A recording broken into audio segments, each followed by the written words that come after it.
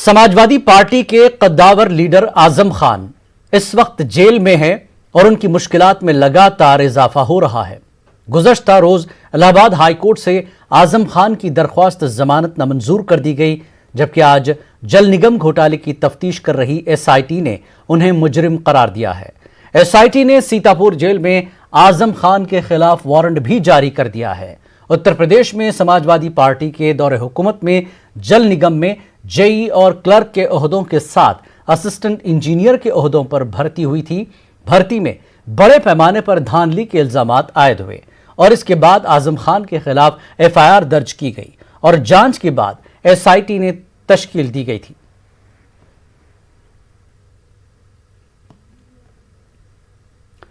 दिल्ली के सीए और एनआरसी मुखालिफ शाहीन बाग एहतजाज को पूरी दुनिया में पहचान मिली। यहां के सरिता विहार और कालिंदी कुंज रोड पर एहतजाज के दौरान दुकानें और शोरूम बंद रहे। एहतजाज तो खत्म हो गया, लेकिन कोरोना वबा की वजह से कई महीनों तक बाजार बंद रहा। अब जबकि यहां दुकानें और शोरूम खुल चुके हैं, लेकिन मंदी है कि खत्म होने का नाम नहीं ले रही।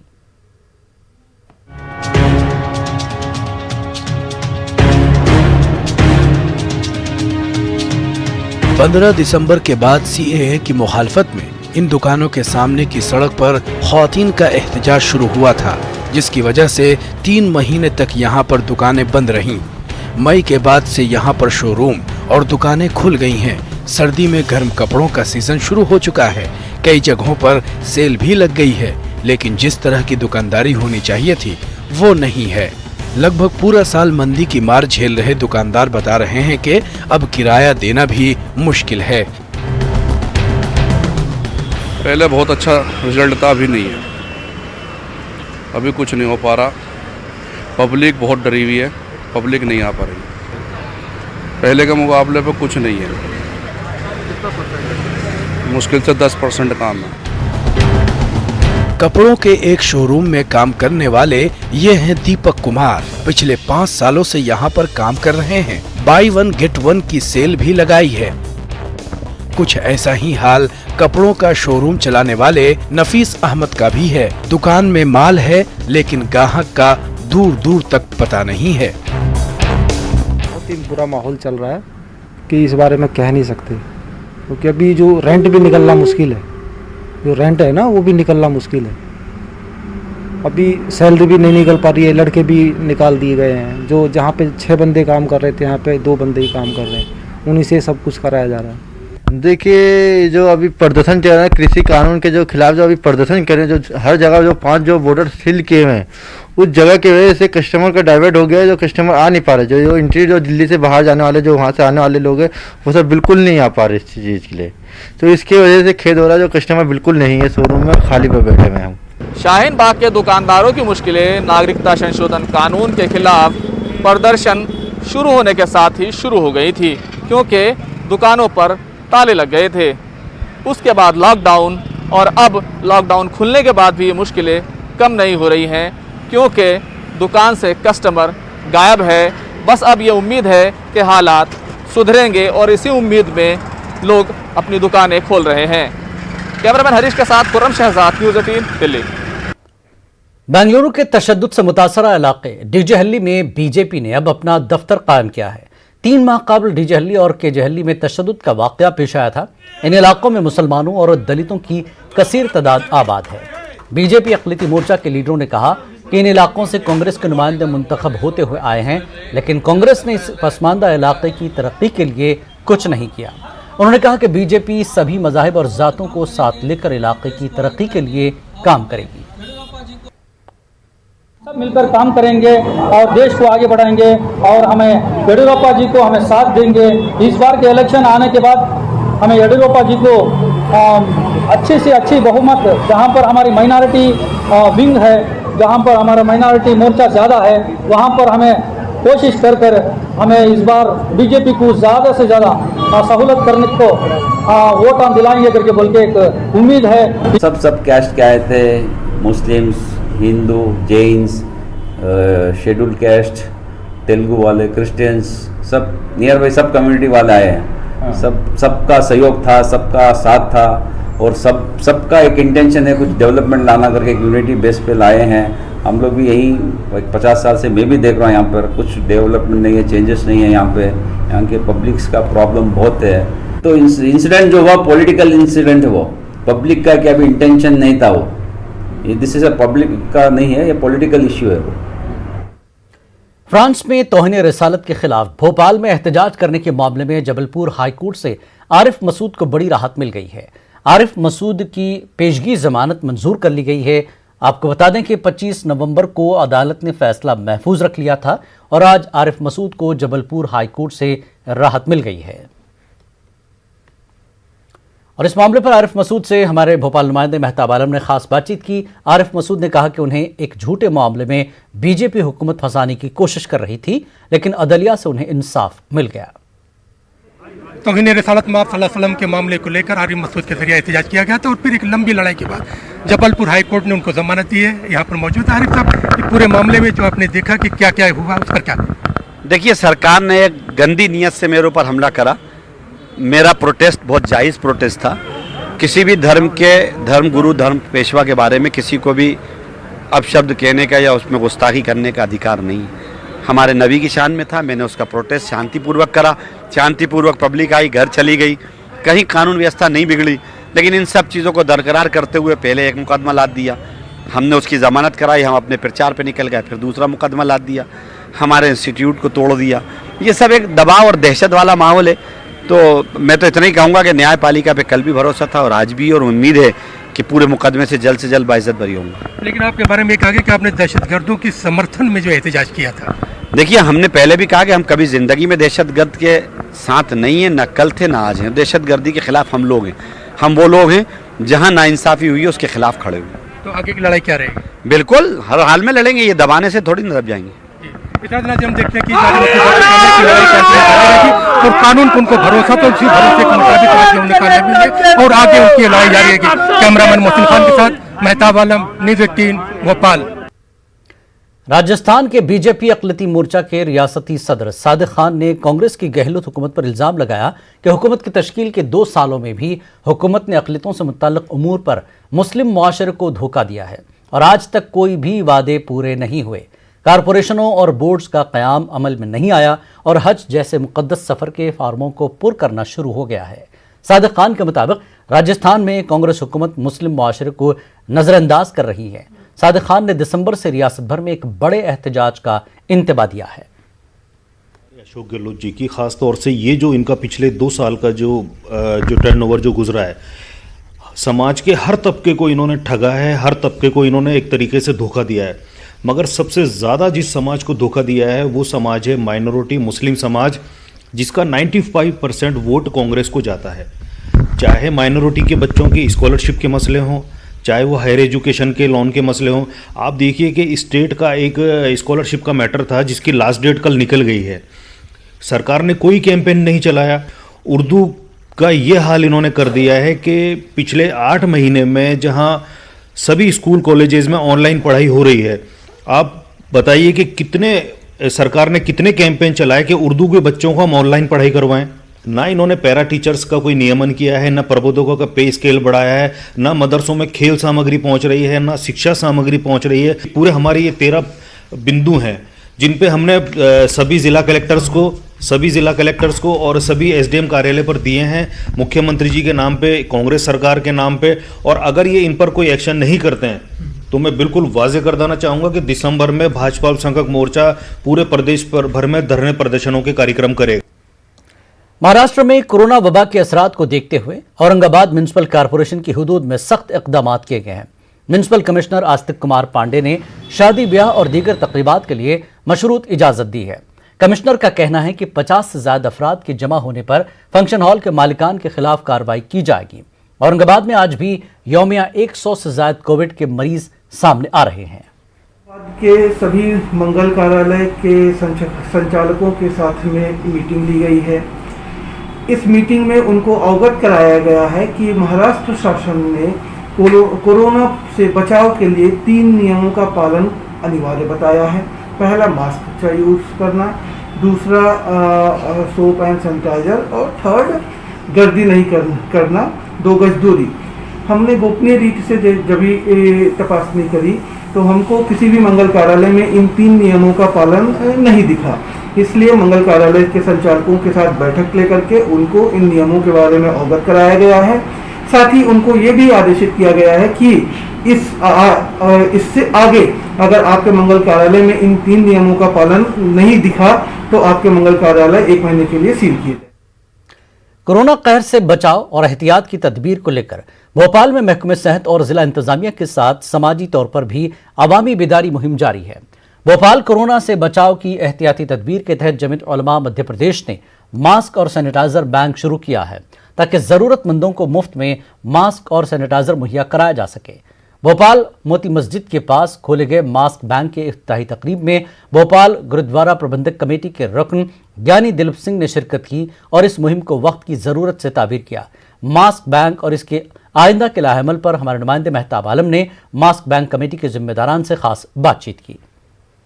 भोपाल और इंदौर 2 ऐसे शहर हैं जहां पर कोरोना के सबसे ज़्यादा जो है बीमारी मरीज सामने आ रहे हैं। भोपाल में जहां पे बेदारी मुहिम चलाई जा रही है वहीं पर हम देख रहे हैं कि जमीयत उलमा ने इसको लेकर एक मास्क बैंक खोल दिया है। यहाँ पे कुछ लोग मौजूद हैं, उनसे जानते हैं कि ये मास्क बैंक जो खोला गया है इसका मकसद क्या है और ये कब तक मास्क बैंक में क्या क्या सहूलियात दी जाएगी। ज्ञानी जी, एक नई पहल की गई है, मास्क बैंक खोला गया है। जो अपना कोरोना महामारी जो चल रही है कितने समय से सभी लोग परेशान हैं और मास्क लगा कर ही रखना चाहिए, दूरी बना कर रखना चाहिए। कभी कभी ऐसा भी होता है शासन द्वारा जो ऐसे पाबंदी लगा दी गई है, जो मास्क नहीं लगाएगा उसके ऊपर हज़ारों रुपये जुर्माना लगा दिया जाएगा। कई लोग बेचारे ऐसे घर में मास्क भूल जाते हैं और गरीब है मास्क ले नहीं सकते हैं। ऐसी सुविधा को देखने के लिए एक अपना जमीयत उलमा द्वारा भाई हारमोन जी द्वारा जी एक बैंक जो निःशुल्क मास्क खोला गया है, जो गरीबों के लिए, जो ज़रूरतमंदों के लिए, जो यहाँ आके अपना मास्क जो फ्री में ले सकते हैं और अपना ये जो जुर्माने से दुविधा से बच सकते हैं। यहाँ पे जो है कुछ और लोग भी मौजूद हैं। यहाँ पे सवाल ये कि आप लोग जो है पहले से भी बेदारी मुहिम चला रहे थे, जगह जगह पे मास्क बांटे, मास्क बैंक खोलने की ज़रूरत क्यों महसूस हुई? बिस्मिल्लाहिर्रहमानिर्रहीम। देखिए, जमीयत उलमा मध्य प्रदेश अपने सदर हाजी हारून साहब की सरपरस्ती में जब से ये जो कोरोना का मामला शुरू हुआ है तब से बराबर काम कर रही है। हम लोगों ने जगह जगह मास्क बांटना शुरू से हम लोग बांट रहे हैं। लेकिन अभी देखने में ये आया है कि जो बहुत सारे लोग ज़रूरतमंद लोग ऐसे होते हैं जो ये 2-4 रुपये, 5 रुपये, 10 रुपये का मास्क भी जो है ख़रीद नहीं पाते हैं और पुलिस जो है बड़ी सख्त चेकिंग कर रही है। 500 रुपये, 2000 रुपये का चालान जगह जगह बनाया जा रहा है। कई मरतबा ऐसा होता है कि आदमी मास्क लगाना चाहता है लेकिन किसी वजह से वो मास्क घर पर भूल जाते हैं तो उसको भी वो चालान की कार्रवाई से गुजरना पड़ता है।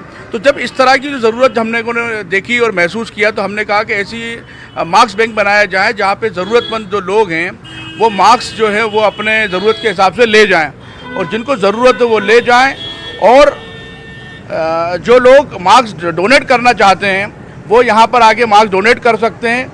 सिर्फ यहीं पे एक जगह रह गया, शहर में और जगह भी सेंटर खोले जाएंगे? नहीं, हमारी कोशिश है कि कम से कम हर मोहल्ले में हो, जहाँ तक हो सके जहाँ पे ट्रैफिक पुलिस चालान बना रही है वहाँ पे खोलें ताकि ज़रूरतमंद हजरात वहाँ ले लें उसी टाइम।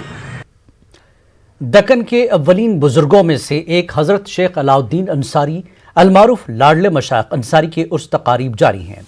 आपका ये 665वां उर्स है। हज़रत लाडले मशाइख अंसारी साहिब रसूल हज़रत अबू अय्यूब अंसारी की औलाद में से हैं। हज़रत शेख दक्कन की हिदायत पर आपने अलन शरीफ को अपने आखिरी मस्कन के तौर पर मुंतखब किया था। आपका आस्ताना हिंदू मुस्लिम यकजहती के लिए जाना जाता है। इस आस्ताने पर मुसलमानों से ज़्यादा गैर मुस्लिमों की तादाद नजर आती है। यहाँ का संदल मुबारक की खास बात यह है कि इसे हुकूमत कर्नाटक की सरपरस्ती हासिल है। हुकूमत के नुमाइंदे के तौर पर तहसीलदार यहाँ संदल रवाना करते हैं। खास बात यह भी है कि यह उर्स शरीफ आपके वसाल पर नहीं बल्कि हज़रत ख्वाजा बंद नवाज रहमतुल्लाह अलैह की अलन शरीफ आमद के पेश नज़र मनाया जाता है। हज़रत लाडले मशाइख का पास उतना ताकत है, आज भी उन्होंने सब उनका परिवार का, उनका जो भक्त है, जो हिंदू रहने दो मुस्लिम रहने दो, सबका देखभाल करने वाला भगवान हमारे लिए है बोल के मैं बोलना चाहता हूँ। हमारी दरगाह कमेटी इंतज़ामिया पूरी तरह से डिपार्टमेंट का ताउन कर रही है और जो instruction guideline government of Karnataka की जानिब से आई हैं, सैनिटाइज़र का इस्तेमाल और मास्क का जो है कंपलसरी हमने दरगाह इंतज़ामिया की तरफ से और कई असहाब जो अहल खैर हजरात हैं उन्होंने भी अपनी तरफ से वॉलंटियरली जो है ना मास्क का एहतमाम किया है, लोगों में मास्क तकसीम कर रहे हैं। नए दूल्हा दुल्हन जोड़े से यहाँ पे लाडले मशाक को जियारत के लिए आता है वलीमा से पहले।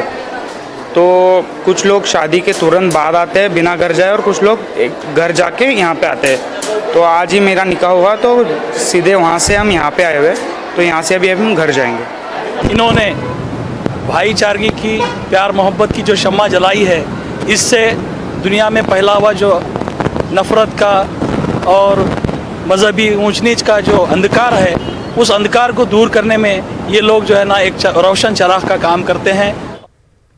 मुमरा में हर साल की तरह इस साल भी सैयद अब्दुल कादिर जिलानी रहमतुल्लाह अलैह की याद में जुलूस गौसिया का एहतमाम किया गया, लेकिन इस बार कोरोना वबा के चलते हुकूमत की गाइडलाइन के मुताबिक सिर्फ एक गाड़ी पर मबनी जुलूस निकाला गया, जिसकी क़यादत पीर तरीक़त मौलाना सैयद मोइनुद्दीन अशरफ ने की।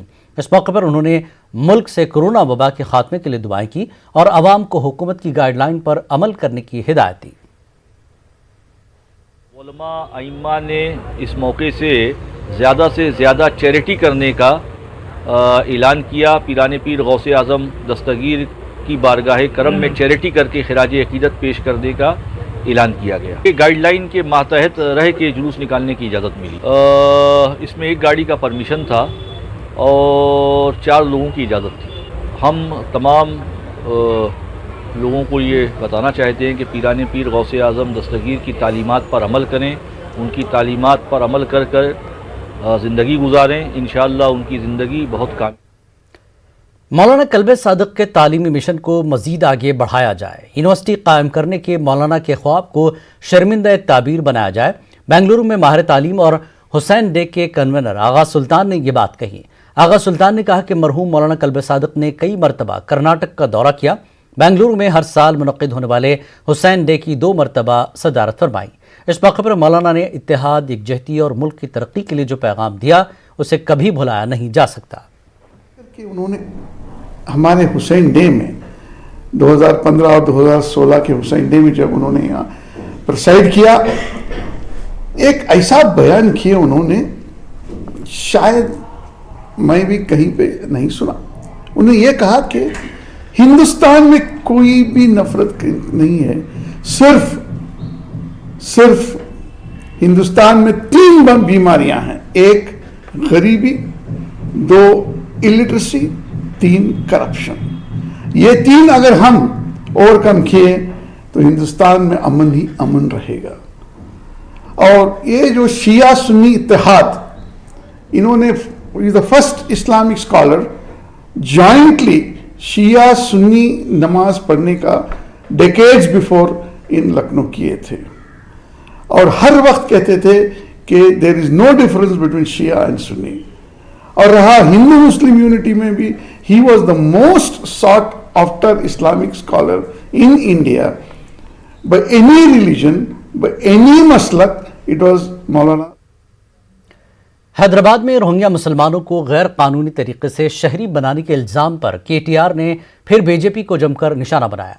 उन्होंने सवाल पूछा कि अगर रोहिंग्या मुसलमानों ने दरअंदाजी की है तो मरकजी वज़ीर दाखिला अमित शाह और वज़ीर दिफा राजनाथ सिंह क्या कर रहे हैं। हैदराबाद पीपल्स प्लाजा में KTR आर्य विश्व तंजीम के इजलास से खिताब कर रहे थे। इस दौरान उन्होंने वज़ीर आज़म पर झूठे वादे करने का इल्ज़ाम आयद किया। ఇక్కడ ఉన్న సోదరులందరినీ మా ఆడబిడ్డల్ని కూడా నేను కోరేది ఒకటే, పని చేస్తున్న ప్రభుత్వం, పని చేసుకుంటూ ముందుకు పోతున్న ప్రభుత్వం, కులానికి మతానికి ప్రాంతానికి అతీతంగా అందరినీ కలుపుకొని ముందుకు పోతున్న ప్రభుత్వానికి మీ ఆశీర్వాదం ఉండాలని నేను కోరుతా ఉన్నా. ఎందుకంటే ఈ 6 ఏళ్లలో ఎక్కడ కులం పేరు మీద, మతం పేరు మీద, ప్రాంతం పేరు మీద రాజకీయం చేయలేదు. అందరినీ కలిసి నడిపే ప్రయత్నమే చేసుకున్నాం. అందరం కలిసి ముందుకు సాగాలనే ఆలోచనతోనే ముందుకు పోయినాం. ఎక్కడా కూడా పేదవాడిని పేదవాడిగానే చూసింది ప్రభుత్వం తప్ప ఎక్కడ కూడా వ్యత్యాసం చూపెట్టలేదు, ఎక్కడ కూడా భేదభావం చూపెట్టలేదు. కలిసిమెలిసి ముందుకు పోతున్నాం. మరి ఈ సందర్భంగా ఒకసారి ఆలోచన చేయండి. కలిసిమెలిసి ఉన్న హైదరాబాద్ లో ఈరోజు మనకు అభివృద్ధి కావాలా లేదా మతం పేరు మీద కులం GHMC इलेक्शन में मजलिस इत्तेहादुल मुस्लिमीन हुक्मरान TRS के साथ दोस्ताना मुकाबला कर रही है। ताहम अकबरुद्दीन अवैसी रियासती हुकूमत की मुख्तलिफ पॉलिसियों को निशाना बनाते हुए वोटरों को राग़िब करने की कोशिश कर रहे हैं। अवैसी बरादरान नौजवान तबके की नब्ज़ को थाम कर अपनी इंतखाबी मुहिम चला रहे हैं। आप देखिए तफसीलात, हमें दीजिए इजाज़त। आदाब।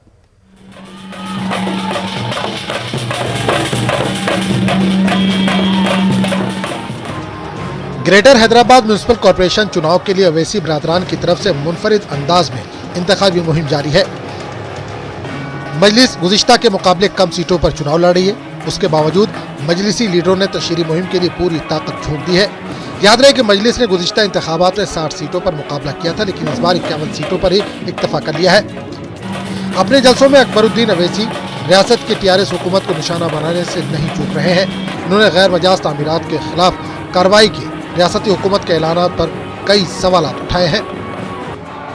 कोई है जो अपनी आवाम के लिए 24 घंटे दस्तयाब रहता है तो वह मजलिस इत्तेहाद अल मुस्लिमीन है। जुमे के दिन को छोड़कर इतवार, पीर, मंगल, चारशंबा, जुमेरात और हफ्ते के दिन दारुस्सलाम में 11 बजे से 2 बजे तक बैठने वाली क़यादत MLA कारपोरेटर्स का नाम भी मजलिस इत्तेहाद अल मुस्लिमीन है।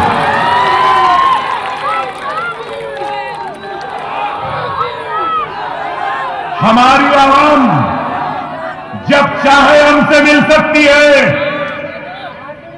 मैं पूछना चाहता हूं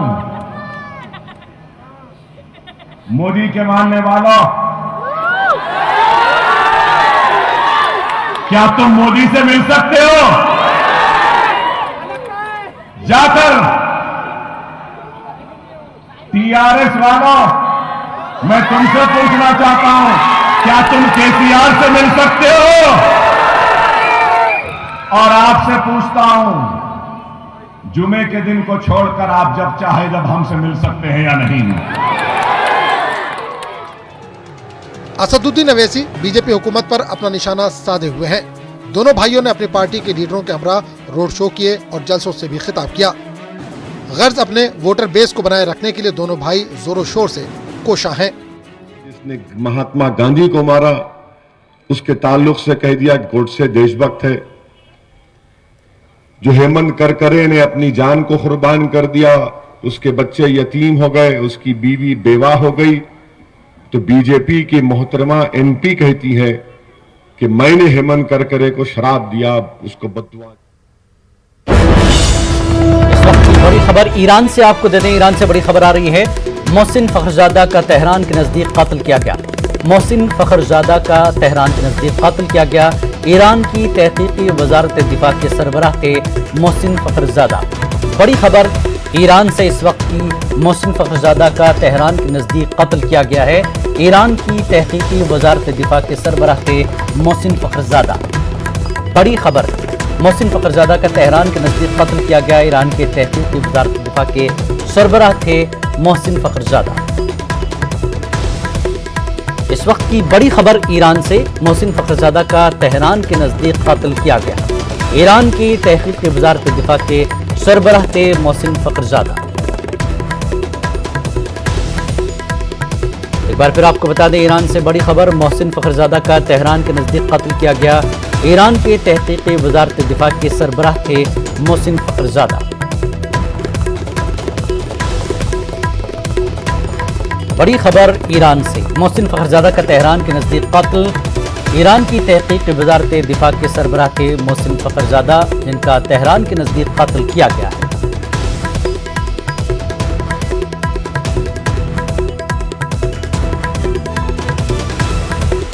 इस वक्त की बड़ी खबर ईरान से, मोहसिन फखरजादा का तेहरान के नजदीक कत्ल किया गया। ईरान की तहकीकी वजारत दिफा के सरबराह थे मोहसिन फखरजादा।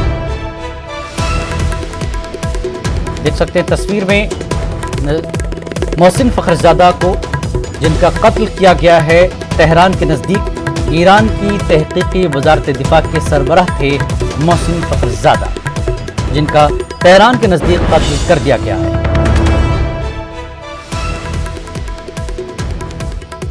बड़ी खबर इस वक्त की ईरान से, ईरान की तहकीकी वजारत दिफा के सरबराह मोहसिन फखरजादा का तेहरान के नज़दीक कत्ल किया गया है।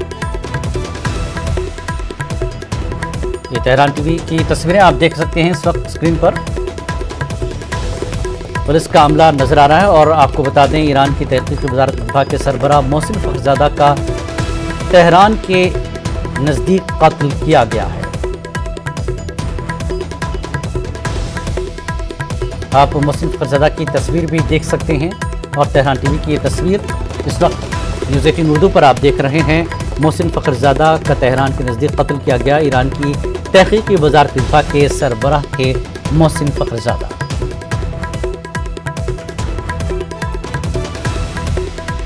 मोहसिन फखरजादा को अस्पताल ले जाया गया था, लेकिन वो बच नहीं पाए। कत्ल किया गया तेहरान के नज़दीक। ईरान के तहकीकी वजारत दिफा के सरबराह थे मोहसिन फखरजादा।